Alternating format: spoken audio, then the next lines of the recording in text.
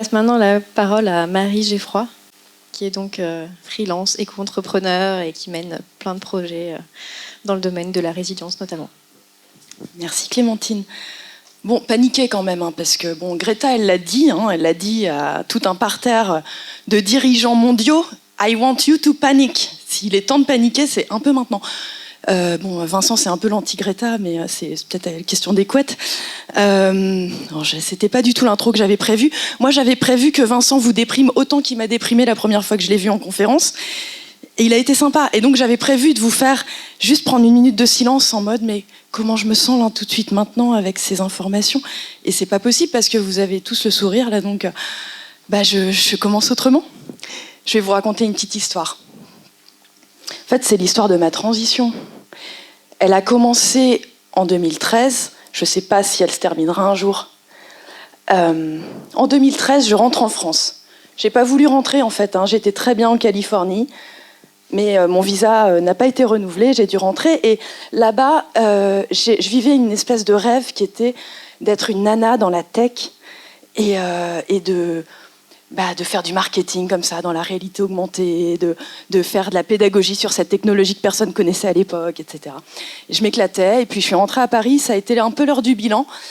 J'ai été très déçue par cette expérience de salariat pour les composantes, on va dire, structurelles du salariat, que sont souvent l'unité spatio-temporelle, quoi. Vous voyez toujours les mêmes têtes tous les jours, dans le même bureau, et moi ça me sécurise pas, ça m'angoisse, quoi. Donc ça, je l'ai compris à ce moment-là. J'étais très jeune, je devais avoir 26, 27 ans. Et enfin, maintenant, il y en a qui font des transitions plus jeunes que moi. Mais donc je me pose ces questions-là et je commence à me rendre compte que déjà la technologie, c'est plus une option pour moi parce que c'est creux, en fait. Parce que ces gadgets, ces applications super intelligentes et cette course à l'échalote, à l'innovation que je vivais dans mon entreprise, en fait, derrière, il n'y avait pas de sens pour moi. Je ne comprenais pas ce que je servais. Et j'ai ressenti à ce moment-là le besoin que mon action quotidienne, ce à quoi du coup je mettais mon énergie, serve réellement quelque chose de bénéfique pour le monde. Donc j'avais ça en ligne de mire, je ne savais pas du tout comment j'allais faire ça. Et a commencé une année de grands mensonges. Je suis entrée à l'incubateur d'HEC. Puis j'ai prétendu monter une boîte et puis j'avais un super pitch de start-up et tout ça, c'était génial. Alors c'était écolo, mais c'était quand même dans les règles de la start-up avec le pitch et tout et tout. Et puis en fait, je rentrais chez moi après mes pitchs et je pleurais et je me cachais dans mon trou, je faisais rien d'opérationnel sur mon projet, donc il avançait pas évidemment. Et je me cachais derrière cette posture entrepreneuriale parce que j'avais besoin de quoi? Mais j'avais besoin de comprendre qui j'étais, ce que je voulais, quelle était ma posture dans le monde, et en fait, je m'autorisais pas à ça. Il fallait que j'ai un être social, quoi. Il fallait que j'existe dans ce monde, que je puisse dire ce que je faisais dans la vie, parce que c'est la question qu'on pose à tout le monde. Voilà. Et donc, je m'enferme dans ce truc-là, et je suis vraiment en dépression, et ça va pas du tout. Et comme beaucoup de gens en dépression, je passe beaucoup de temps sur les réseaux sociaux, il paraît que c'est lié. Et donc, je me retrouve sur Facebook à voir une pub pour un stage éco-entrepreneur. Alors moi, j'étais consciente que ma posture entrepreneuse, était une imposture et non pas une posture. Et puis en plus, on parle d'éco-entrepreneur, associer ces deux mots, compliqué, quoi. Ce stage avait été inventé par Michel Valentin, qui a cofondé une ferme qui s'appelle les Amanins, dans la Drôme, avec Pierre Rabhi. Michel Valentin n'est plus de ce monde, mais Pierre Rabhi était là. Je rencontre Pierre Rabhi, il me bouleverse. Je bois ses paroles, à l'époque je ne connaissais pas du tout son discours, etc. Je rentre, en une semaine j'étais lancée. J'ai lancé mon activité, je me suis dit qu'est-ce que je sais faire? De la communication, très bien. J'ai l'intuition, alors j'ai pas du tout fait d'études de marché, tout ce qu'on m'avait appris en école de commerce. J'ai l'intuition que les gens dans l'écologie n'arrivent pas à parler d'eux, ni de leurs projets, parce que la pub c'est sale, parce que parler de soi c'est dur, parce qu'on n'a pas le temps, on n'a pas les ressources, et la com ça coûte cher, c'est bien connu. Et tout ça, je me suis dit, mais en fait, j'ai envie de prouver qu'on peut communiquer de manière vertueuse aussi, en fait, j'avais tellement envie que ces acteurs du changement soient connus, quoi. J'avais tellement envie que leur initiative inspire du monde. Donc, je me suis dit, la communication, c'est un outil qu'on doit pouvoir mettre au profit de causes justes. Donc, j'ai commencé à le faire, bénévolement, etc., etc. Ça continue, je suis à fond dans la transition, justement ce mot que je connaissais pas trop avant et que j'explore, et je rencontre les villes et territoires en transition, Rob Hopkins, Transition Network, si vous connaissez pas, ça vaut le coup, particulièrement pour ce que disait Vincent, c'est-à-dire les transitions locales avec, voilà, comment en groupe d'humains on s'organise pour mener à bien ou aller vers cette transition. Donc je fais un stage, encore aux Amanins, ville et territoires en transition, et là on me parle de Denise Meadows. Qui a déjà entendu parler de Meadows dans la salle ? Et Donatella. Donatella, c'est ça, hein. Sa femme. Donc Denis et Donatella Meadows ont créé un modèle au MIT en 72, si ma mémoire est juste, qui en fait propose un certain nombre de scénarios d'évolution sur à peu près 40 ans ou 50 ans. Je parle sous ton contrôle, Vincent, si j'ai fait une... C'est ça, hein. Une série de scénarios, et puis en fait il y a des scénarios qui mènent à l'effondrement. Et donc, à ce stage Ville et Territoire en transition, on nous parle un peu des scénarios, soft landing, celui qui atterrit doucement, etc., où on est décroissant et tout. Puis on ne nous dit pas qu'en fait, il est trop tard pour être décroissant, que le développement durable... Enfin, oui, d'accord, développement durable dans les années 60, mais aujourd'hui, il est trop tard pour le développement durable. Enfin, le titre de la conférence, là, aujourd'hui, nous avons plus besoin de courage que d'espoir, fin de mon passage, c'est vraiment ça. Je pense qu'il faut le courage d'être réaliste, quoi. Et en fait, les faux espoirs, on en a... Enfin, j'ai peur qu'on se berce d'illusions. Donc, je reviens un petit peu sur mon fil parce que je viens de digresser. Je suis là, je suis dans la transition. Puis, en fait, pendant tout ce stage, j'entends chaos, j'entends fin du pétrole et tout, mais j'entends pas le mot effondrement. Alors, est-ce qu'ils l'ont dit ou pas ?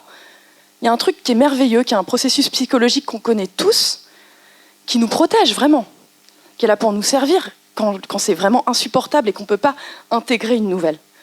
Ça s'appelle le déni. Alors peut-être que j'étais dans le déni. Je continue mon petit bonhomme de chemin. 2015, COP 21. Là, moi, j'ai la nausée pendant toute la COP, franchement. Mes potes font la fête quand on signe. Moi, j'ai envie de pleurer en lisant l'accord, tellement je le trouve vide et non contraignant. Et je me sens complètement en décalage avec toute cette célébration. Et puis, c'est aussi l'année où sort un livre qui, aujourd'hui, est sur beaucoup de tables de chevet. Comment tout peut s'effondrer. Mais moi, j'en entends pas parler, parce que je suis dans un monde de colibris, donc les corbeaux, je les vois pas. Donc là, je suis là, je sais, et pendant tout ce temps, depuis 2013, j'ai un truc qui me ronge à l'intérieur de moi, qui est cette quête de sens, et qui est une question qui n'arrive pas à se formuler, un peu comme, vous savez, ce secret de famille, qu'on vous dit pas, ce tabou, vous savez qu'il est là, vous savez qu'il y a un truc dans le placard, mais on ne sait pas ce que c'est.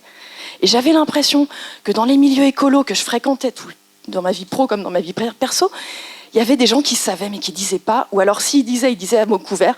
Et puis en fait, peut-être qu'ils me le disaient mais que je voulais pas entendre à ce moment-là. Voilà. Donc, la vie continue, j'accompagne de nouveaux projets, etc. 2017, je prends une pause. Sur un bateau en Crète, c'est la dernière fois que j'ai pris l'avion, je le jure, je ne prendrai plus. Je suis en Crète, je suis sur ce bateau, tout va bien, on est dans une crique, c'est merveilleux, le plancton brille dans la Méditerranée. Enfin, c'est le soir. Et là, je vois une tribune de Libération sur mon portable, de la fin du monde en 2020 à la Renaissance en 2050, signée par Yves Cochet, ancien ministre de l'écologie, cofondateur d'Europe Écologie Les Verts. Je lis ça, et là, il trouve les mots. Lui, il trouve les mots pour me faire sortir du déni. Et là, j'aurais pu... Alors, j'ai été bouleversée à plein d'endroits. Cette prise de conscience de l'effondrement, elle a été ultra violente, émotionnellement, etc. Ok. Mais en fait, au fond de moi, ça a allumé une lumière, une petite lumière de... En fait, maintenant, je sais pourquoi je veux cette transition. Et non pas juste le pourquoi. Pour aller vers quoi ? Bon, on peut inventer plein de choses vers quoi, un monde vers lequel on veut aller, mais pourquoi ? Pourquoi c'est si important pour moi ? Pourquoi c'est ça qui est le plus important pour moi dans ma vie, quoi ? Mais parce qu'en fait, la transition, pour moi, c'est la stratégie la plus adaptée à un monde qui s'effondre pour vivre et non pas seulement survivre éventuellement.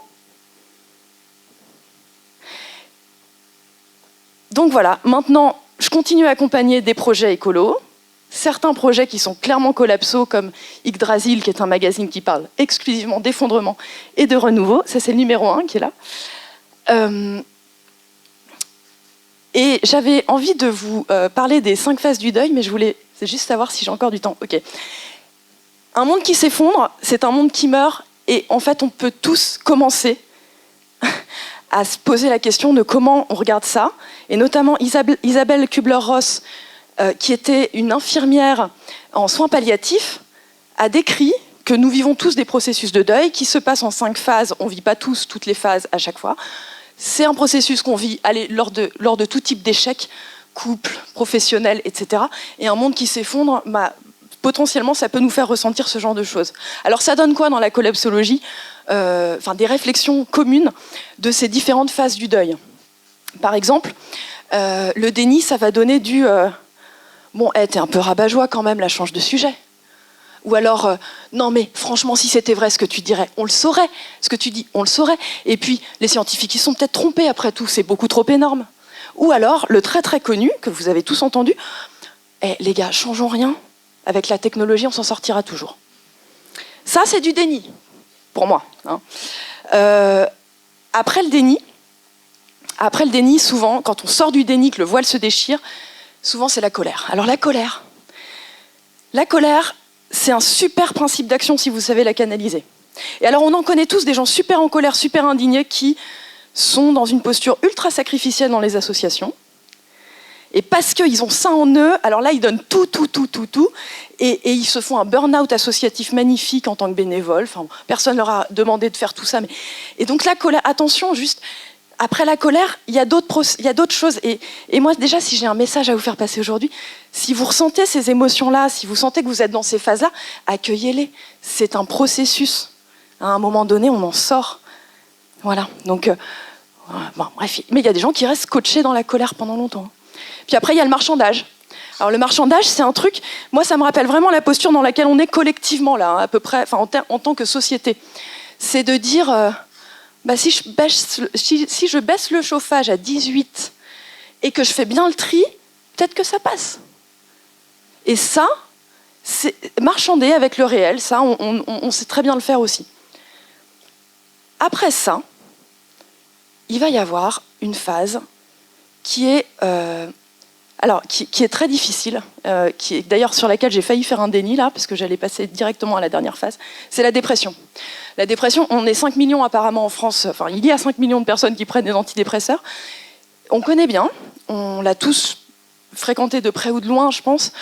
Et la dépression, c'est vraiment l'argument qu'on oppose aux collapsos de tout poil ou aux personnes qui parlent d'effondrement pour leur dire mais arrête de dire tout ça parce que nos écolos, là, on les veut motiver.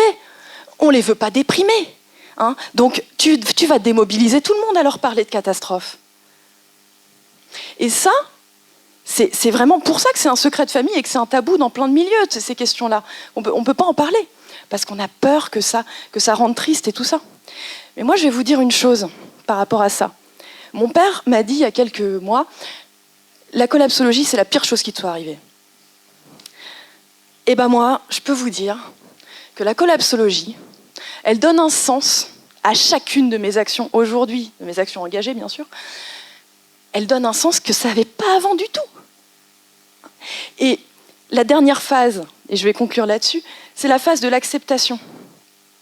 L'acceptation en collapso, pour moi, ça revient à dire ok, j'intègre toute cette information et j'accueille les émotions qui vont avec. Et toute cette information-là, elle intègre mon système de pensée. Elle va aussi me permettre d'adapter mon mode de vie, d'être pleinement conscient. En tout cas, je veux dire, juste petit scoop, le processus dont je vous parle, en général, on passe plusieurs fois à la machine à laver parce que les prises de conscience, elles entraînent d'autres prises de conscience. Et on n'a jamais vraiment fini d'être en transition, je crois, mais voilà. Mais en tout cas, il y a ce moment d'accalmie, de l'acceptation, où là, vous sentez que vous avez compris quelque chose, vous avez un petit peu grandi, et que vos projets, ils ne vont pas être ancrés dans une énergie nécessairement que de colère, mais ils vont être les actions que vous allez mener, elles vont être plus justes, plus durables, plus pertinentes, plus efficaces, parce que vous serez en pleine possession de tous vos moyens, en fait, une fois que vous êtes passé à la phase de l'acceptation. Voilà. Donc, mon dernier message, c'est vraiment qu'aujourd'hui, on a plus besoin de vrai courage que de faux espoirs. Alors, je vous souhaite vraiment, vraiment à tous et à toutes beaucoup de courage pour tout ce que vous allez faire maintenant, parce qu'il y a besoin de se retrousser les manches. Merci.